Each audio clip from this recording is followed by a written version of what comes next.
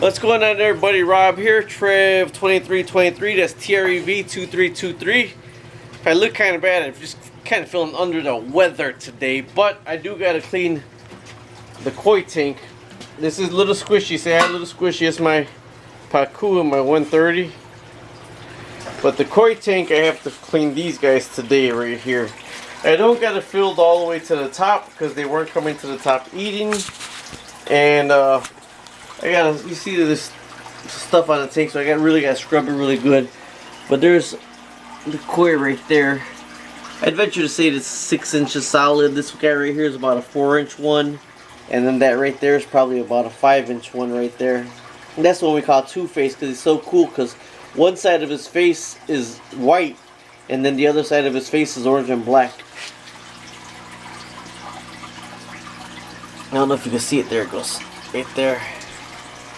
So this guy's pretty cool. But yeah, I gotta scrub this out a little bit. But I'm gonna clean it with, oh man, I just dropped their food again. Well, either way, this is what I feed. Actually, I feed the koi and the pacu, the Tetra pond sticks is what I feed them. And sometimes my wife, for the color, she puts in the freeze-dried krill. And also, they don't eat this. The Hikari Gold Color Enhancer. They don't eat it. So they eat the other stuff so good that I bought a 2-pound box of it. And this is what the pacu eats right here. The pacu eats this Tetra Gold pond sticks. And look how big that monster is. I stopped giving him the shrimp. And he eats the pond sticks. And man, he's just massive. And then the koi, this one got pretty big right here. That's the biggest koi that we got right now. And he's only about 6 inches. But the koi, I venture to say, are about 6 months old. So I'm going to go ahead and use the python that I have here to clean it out, because I swear by pythons. There's a worms right there. But I swear by the pythons. And seeing that this is my basement, I leave the adapter parts of this on the sink already. So when I drain the tank, I shut that back filter off right there, because I don't want the water to go low where that magnet goes really bad. So I'm going to unplug that right there. And then we're going to plug this in to the sink. Like I said, this is in my basement, so I just leave that part on there. This brass part comes with the python setup. So you just screw it into right there. And when this is on, to drain it, all you need is your cold water. And your cold water, the water will run through this right here, and it'll siphon out the rest of the other water. Let me shut this off so I can get that. So with this down like this, see, it goes up like that, whereas the water is diverting into your tanks, and then it's like that. The cold water will come out here, and it sucks the water out of your tank.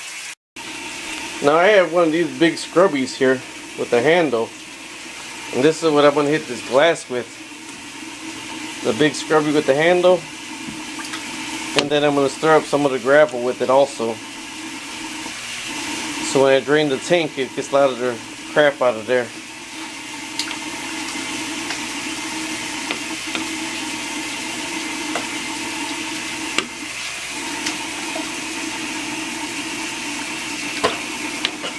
Believe it or not, I got more sediment on the glass on this half than the other half, and that half's got the light and this half doesn't. So I don't know why I got more sediment on this side when this one doesn't even have the light. And this was the Walmart light for, I think, 40 bucks I paid for this one. And you see, only one LED is working. These LEDs blow out, but this is about 3 years old. And these LEDs are blown out over here. I was even playing with the wires to try to get them to go on, and they wouldn't go on. Now on this side, this has the Emperor 350 on that side over there, and the under gravel filter on this side over here. This is all I have in this koi tank. I swear by under gravel filters. I know there's a lot of guys out there that don't like under gravel tanks. I mean under gravel filters, but I swear by under gravel filter. It just creates a natural bacteria in the tank. Okay. I'll put this in my worm tank to drain, keep that wet anyways. Now you hear it sucking out the here. That's the suction coming out of this already. Now I'm just gonna put this in here, and water is gonna start flowing through the pipe already and into the sink. Now you could actually use this to clean the gravel, but I mixed up the gravel already. You can actually put it in the gravel and it'll clean all your gravel for you.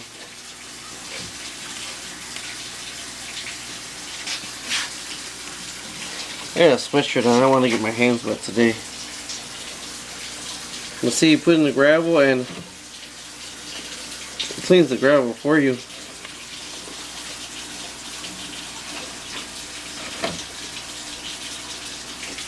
This koi tank is actually in my basement, and it's about 66 to 68 degrees in the basement. And on the temperature strip, it's not even lit up on the temperature strip, so you figure it'll be less than 64 degrees. And you see the koi are swimming around, they're eating, there's no problem with them, and there's no heater in this koi tank at all. There's none. They prefer the colder water. Okay, this guy right here that's just staring at me, what am I doing? You see in the back, I got two 300 watt heaters, but only one of them is plugged in, and the other one is just in case, to keep this guy nice and warm. And this guy's tank is at 78 degrees. So that's what his tank is. And actually I need to clean his, because look at the bottom of his tank right there. So I need to clean his also, but I'm going to drain this probably about 3/4 of the way down. And then I'll go ahead and you know, I don't do any scientific thing. I just grab it with my hand, fill the water, and I go fill the sink water. And then that's how I fill this tank back up.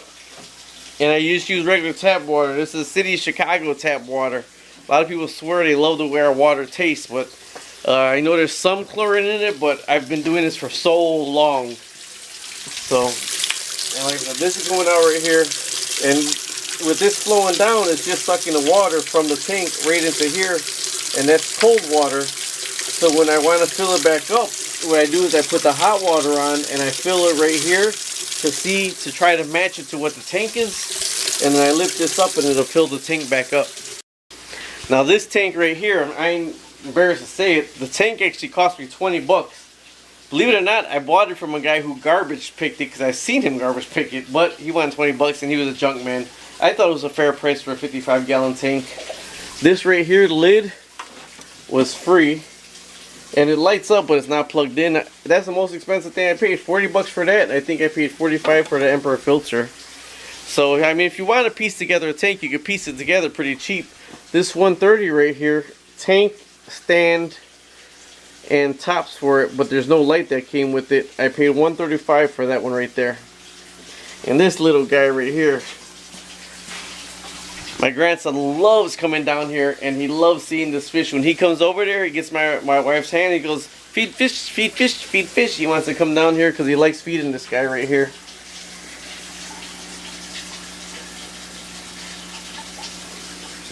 Let me get to see if I can get a big view.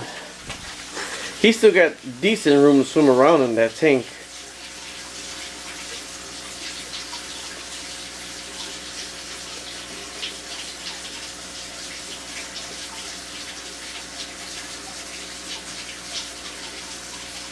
He's a big guy, isn't it? There's a story, everybody says, oh, he needs a big tank, he needs a 200, he needs a 500, he needs whatever. There's a story of the guy that owns the pet store in New York, that his pacu was 43 years old in a 75-gallon tank. So I think this guy's doing okay right here in my 130. I'm going to do his tank. I'll probably just do it next, really, to tell you the truth. Oh, and since this is in the basement, that's what it's sitting on, the cinder blocks. 2, 4, 6, 8 cinder blocks is what it's sitting on to get it off the floor. This is another thing that's pretty crazy too. Like, you gotta have the exact measurement and everything like that. Look at the difference in the size of the water up here, and then it goes down to over there. It's like the basement is completely not level, and the tank, if I fill it all the way up, you can't even tell, but there's about a ½ an inch difference and the water level on this side to the water level on that side. I know it's supposed to be bad for the tank. It could crack the tank, yada yada yada. It's been like this forever. And I did put some washers under it to get it to this, that it was worse than that. But the corner of the basement slopes down because the standpipes are that way, so that's why I set up that way. Alright, that's how much I'm draining it to right now. Now there you have this little knob right here where you can stop the flow and then reverse it. Well, all I do right here really is I try to fill the water.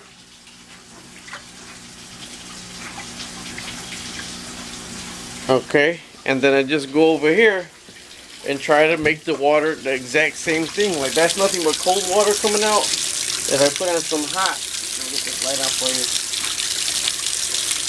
If I put on some hot water, I just try to make it match what the tank is. Got some of the cold still.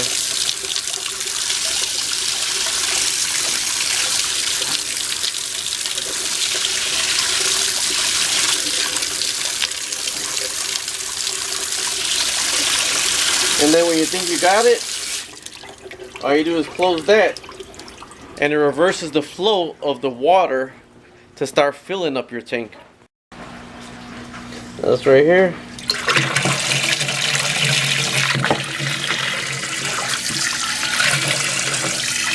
That's a little bit warm. I tell the difference, a little bit warmer, so I'm just going to keep running back and forth right now to get that proper. Now there it is, it's filling up with the water. And like I said, I just put my hand right here, and on the other side of the tank, and right here, and the other side of the tank, and after you got it matching, all you do is fill it back up to where you want it. Just don't forget about it. Let's see if it flows the water really, really, really good. You don't got to use any more buckets. And this hose that I got is a 25-foot hose. They have a 50 and a 75-foot hose also. Okay, now the tank's about where I want it at. So what I'm going to do is go release the pressure from the sink itself. When I say release the pressure, I do that, then I shut the water off.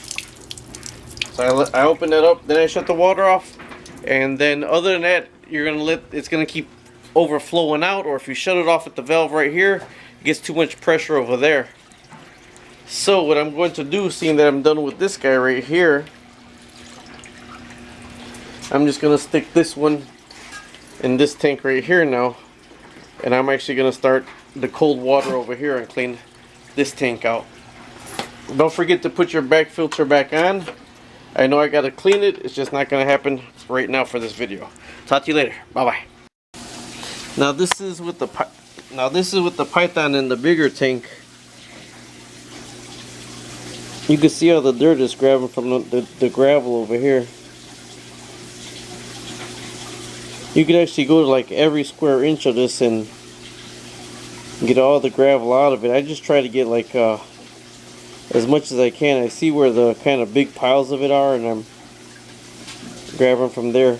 It actually gets all the crap from underneath the under gravel filter.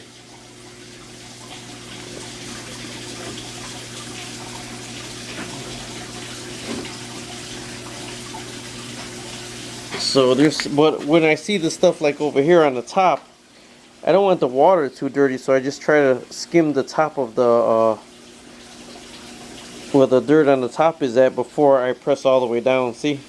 All the dirt, all the bad stuff going up. Try to capture all that, and then I'll go into it. I don't want to mix the tank and get the tank all dirty.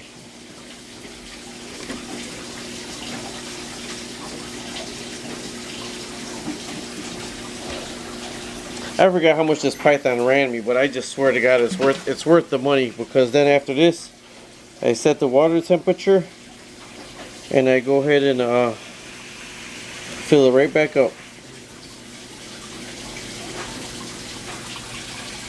Da-dum, da-dum, da-dum.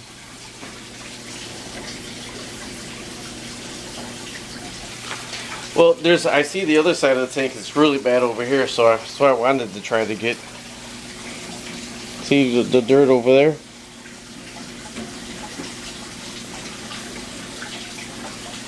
So I gotta try to get him away from this side. I don't want to shake him up too much, because when the pacus get shaken up a lot, they splash. I mean, there is water splashed all over, but look at right here. See? This is where I knew I wanted to try to get to.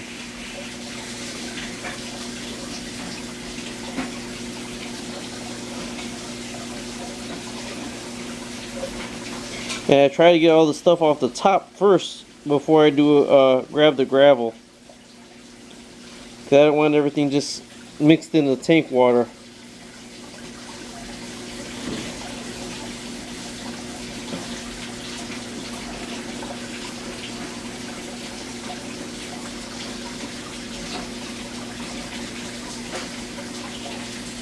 Now this tank on this one got a Lee's under gravel filter.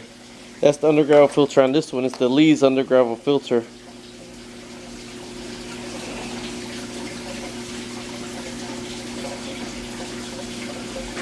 Maybe tomorrow I'll clean the filters on the back of the tank and the Emperors.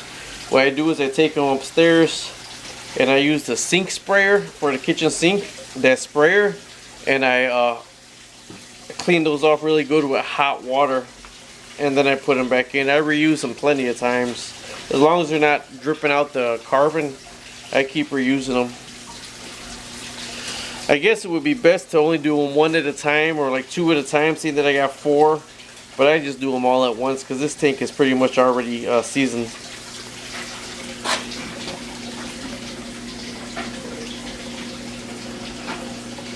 I wonder if I turn that over. If you see the PVC pipes in here, the PVC pipes were in there for when I had the crayfish in here.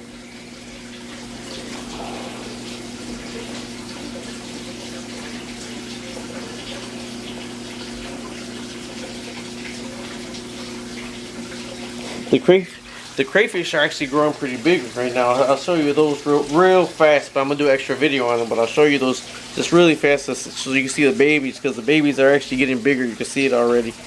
Alright, I'm going to end this with this. I'm going to get this tank done, and then I'll see you upstairs to end off. Alright, bye-bye. Okay, as promised, a quick look at the babies. There's a mama. There's a mama all the way in the back on the tube. See, there's a baby right there. There's a baby right there. There's a lot more babies. I don't know where they're hiding at. There's a baby right there. Oh.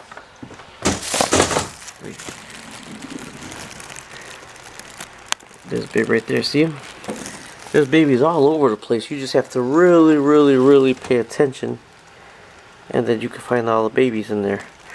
But these are the babies. I'd venture to say they're maybe a week and a half or 2 weeks old. So, I'll shoot another video on them soon.